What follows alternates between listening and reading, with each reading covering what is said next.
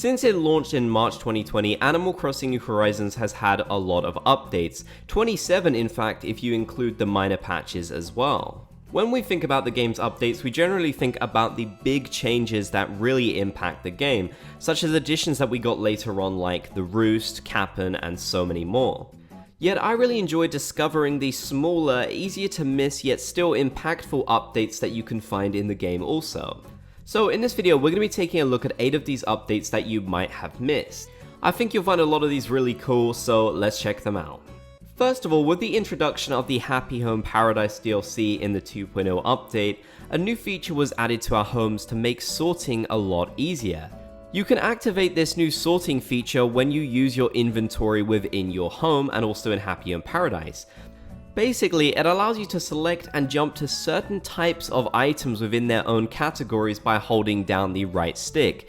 This is an incredibly convenient way of skipping to the items that you want to get to. For example, if you're in your storage and you want to go immediately to gyroids, then you can speed it up and scroll right down to them without having to trek through your entire inventory. Quality of life upgrades are always welcome in Animal Crossing New Horizons, so this was definitely a really cool one that I honestly haven't seen many people talk about at all. I do see people using it in Happy Home Designer, but you can also use it in your own home as well, which does make decorating there a lot easier. This is a fun one that I really briefly mentioned in a past video, but I had to include it here because it's definitely one that I feel like not many people know about at all. You might recognize this item, everyone knows it by now. I feel like it is the first anniversary cake, which was given out to players on the first anniversary of Animal Crossing New Horizons. However, we didn't get one for the second anniversary because this cake's meaning actually changed. No longer is this cake intended to be celebrating the anniversary of the game as some kind of gift. Now it is given out to players who celebrate their own first anniversary in the game. That means that Tom Nook will actually mail this to you on the date that marks 1 year of living on the island. Of course, when this item first came out, it was gifted to us by Nintendo to celebrate the game's anniversary rather than our own, so if you did play the game during that period, sadly you won't be able to get this in the mail from Tom Nook, so it's really an interaction that a lot of players will never see. I actually think it's a really cool idea to repurpose this cake like this so that they don't have to add ones for every single anniversary. That would be quite a lot, although it would have been cool if they had kept that up somehow. So if you ever decide to restart your island, or you're a new player and you hit that first anniversary, definitely check your mail for this gift from Tom Nook. It's definitely a nice one. You can display it or you can eat it, but I definitely don't recommend eating it because I'm pretty sure that you can't get another one without trading. This next cool interaction happens under very specific circumstances.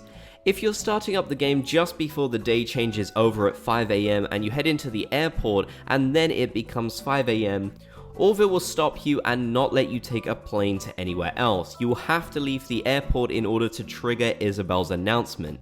I'm not quite sure why this is. This is definitely something that wasn't in the game at launch, so I guess you used to be able to just travel anywhere without seeing Isabelles Announcement, which I guess technically would be the only way of really skipping the announcement.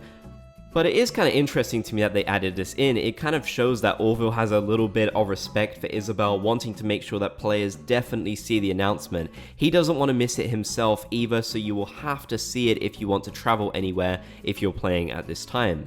Of course, you could reload the game, but then you would just get the announcement, so everything would basically work out exactly as it is supposed to.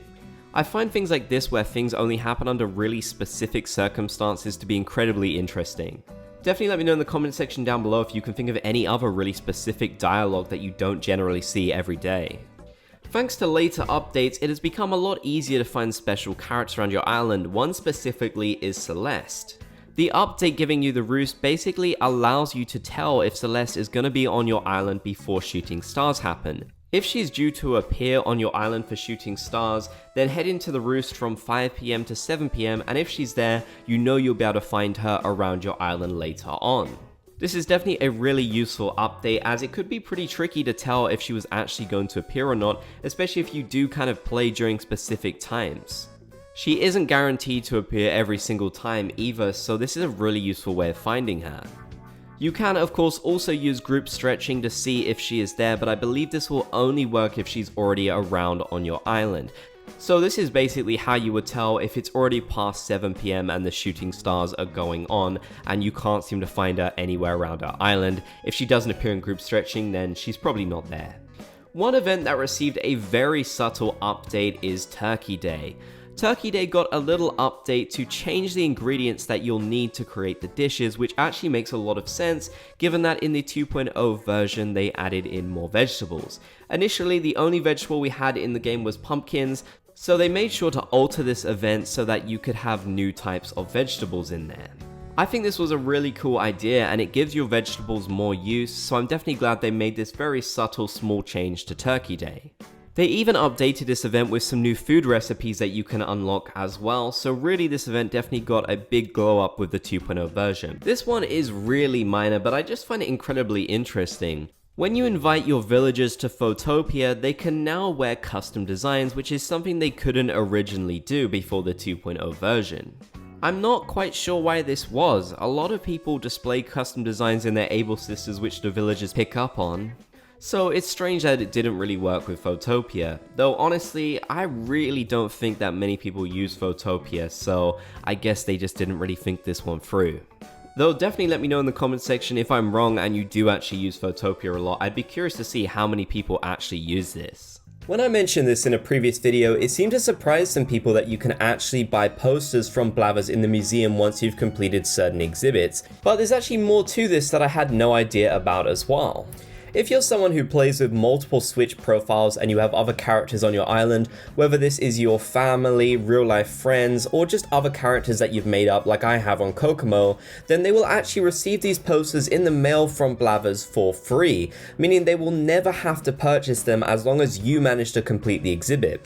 Now of course they will be able to head over to the museum and purchase more of them if they would like to, but they'll never be required to actually spend the bells to get them. So this is a pretty nice update where if players want to get these posters without really having to spend the bells, they do get them. Basically, they are just relying on your hard work, which is a bit funny. But still, I think it's really cool that Blathers will send you something in the mail because that's a pretty rare occurrence in the game. So this is definitely an interaction and an update that I like a lot. Let me know in the comment section down below how many of these you knew and any other interesting updates you've noticed in Animal Crossing New Horizons that maybe other people haven't pointed out as much. If you made it to the end of the video, then be sure to comment Bob's Gang down below so I know that you did. If you enjoyed, be sure to leave a like to support the content that I make, and if you haven't already, be sure to subscribe and turn on channel notifications for more Animal Crossing videos. I want to say thank you to these channel members for supporting me and the content that I make here. Their contributions allow me to keep making videos. If you want to support these videos and get some great perks for doing so, like access to our members only Discord, exclusive Bob emojis and live streams and much more, then click the join button down below the video or the link in the description.